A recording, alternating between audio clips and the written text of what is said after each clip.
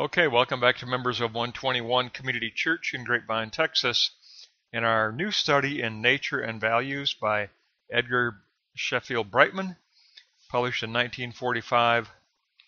It's not a large work. It's only 166 pages, but we'll take a look at this Scholar Select issue that was originally published back in 1945. And we're going to look at Chapter 1, which basically Brightman wants to outline the problem that he's attempting to address in this manuscript. He says that fundamentally the issue that we face with contemporary society is one of disunity at the level of intelligence and duality at the level of practical morality. Let's take a look at Block 1 and take a look at theoretical disunity. Under order and disorder, Brightman says, beneath the complexity of our age, there is a unity of personality, both human and divine, in cooperating experiments. So he says there is the view of personalism, there is a unity of personality that is present in reality. But every human heart is striving with an internal struggle to perceive that unity of personality and to participate in it. And the self struggles to develop habits based on wisdom, justice, and cooperation. And so that defines the warfare between order and disorder that we need to address. Under unity and difference, we seek a remedy for this disunity. Nature and idealism are in a war against each other, and the mere knowledge that nature precedes man, that's not enough to account for all of this disunity. Brightman says that it's a modern or complex civilization that creates the severity of disunity as incoherence. He calls that the severity of disunity, the concept of incoherence. We have neglected the study of the good, he says, and we replaced it with economic ambition. And so this disorder and this incoherence demand that we re-examine life. We examine, first of all, that man is a divided soul, divided against himself. History has been in a search for unity. We must oppose the powerful force of disunity currently at work against us. So on the theoretical side, we must address the problem of disunity. On the practical side, let's move on and take a look at Block 2. On Block 2, we look at practical duality. And Brightman says there are three: sense and reason, body and soul, nature and art. We need the whole armor of God to overcome disunity and duality both. The metaphysical duality is the one of mind versus matter. We need to reconsider the first principles or the categories in order to conquer dualism. So we begin by addressing the categories. In other words, you've got to correct the theoretical before you can correct the practical.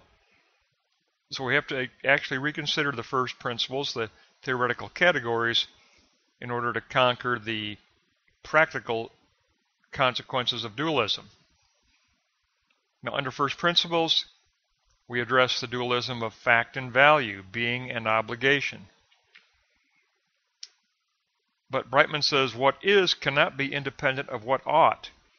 The theoretical and the practical are interrelated, always interrelated. But we've set aside the good as something that is scientifically unintelligible, and that's been our failure in contemporary society. We need to address the nature of ideal value, or axiology, the theory of the nature of values. A division within man's knowledge needs unity through a unity of purpose. Idealism and materialism are the two schools of thought that strive for this unity. We must address idealism and materialism to meet this need, this disjunction within humanity and address the nature of values.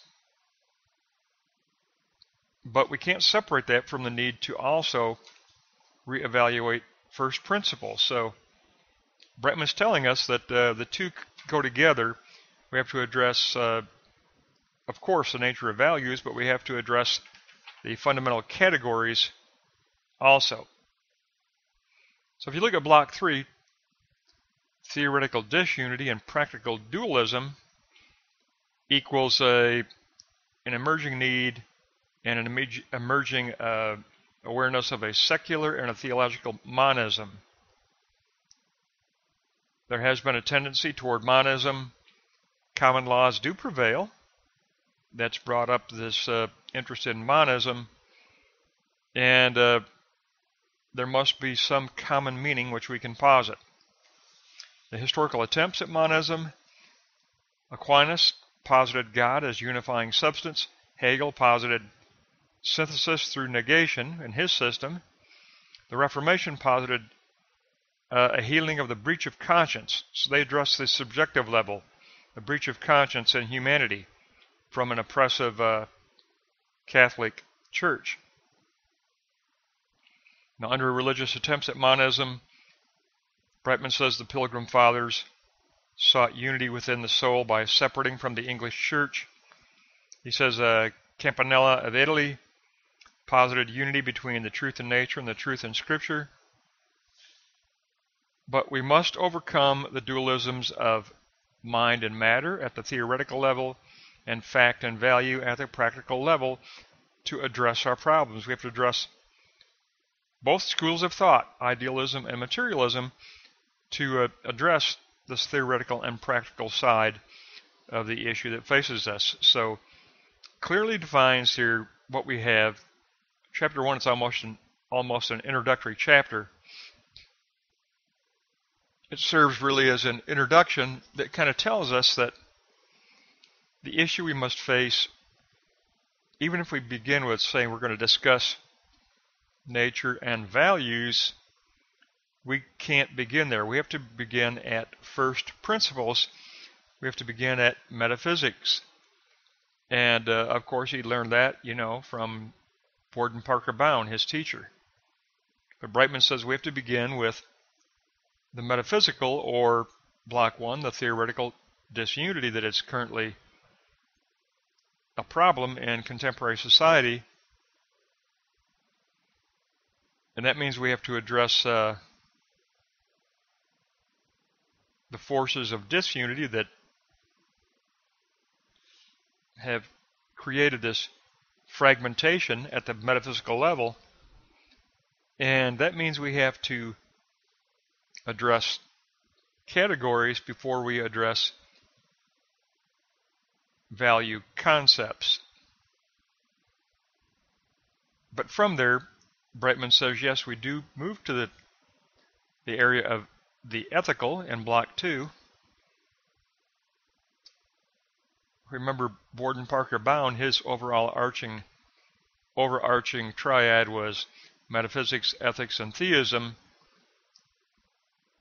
And Brightman certainly follows the same school of Boston personalism, and he says that our problem must address block 1, metaphysics, block 2, ethics, and under ethics, we're going to discuss the nature of values. We're going to address the nature of values. We're going to address what makes up a value ideal, what makes up a value, a conceptual value that can be abbreviated under a theoretical category. So it's an extension of the theoretical, it's another side of it, but it's the realm of the ethical. So the metaphysical and the ethical will combine. They both need to be addressed, and then we can reach that theological monism, which is going to be monotheism in Christianity, and it's going to be Christianity as living religion. For Brightman, we already know from previous studies in Brightman that the answer is going to be Christianity as living religion, which is going to be theological monism. And so it is his theism. So it's going to be, he tells us right away that in his introduction here in chapter 1, this position is going to follow his teacher, Borden Parker Bound. And he says the three moments we must consider when we address the problems of contemporary society are metaphysics, ethics, and theism. There you go. Block 1, metaphysics. Block 2, ethics. And block 3, theism. So it is precisely Boston personalism, and Brightman's going to take us through this journey of addressing all three areas, moving us through a critical evaluation of first principles, and then evolving into obligation and the ethical, the what is and the what ought be, and then moving on to the what we know to be from his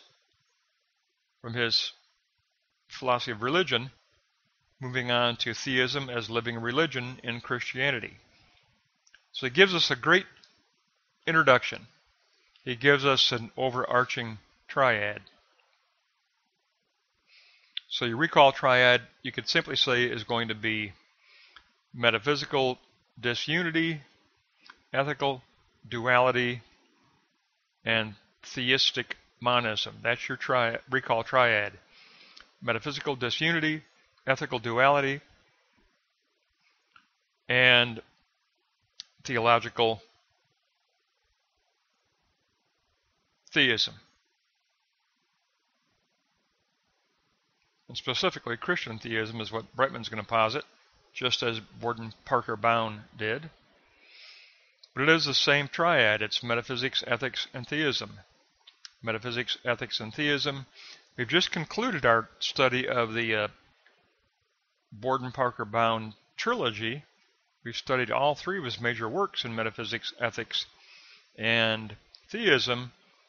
And so that's going to be a great foundational base for understanding this book from 1945 by Edgar Sheffield Brightman, because Brightman continued the school of Boston personalism and added additional clarity and more specific data. But we will address this beginning with chapter 2 now on page 29 in our next lesson.